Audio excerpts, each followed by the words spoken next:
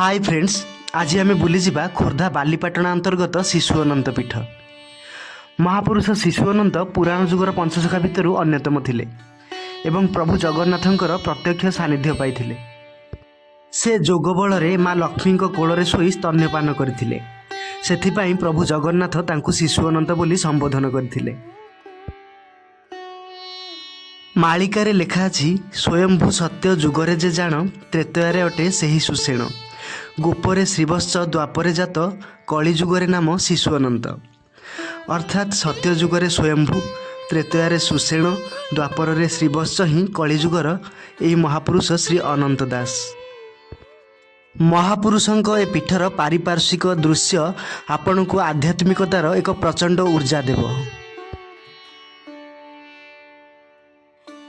अनेक अलौकिकतार अधिकारी शिशु अनंत तांको लिखित हेतु उदय भागवत पाई प्रसिद्ध थिले।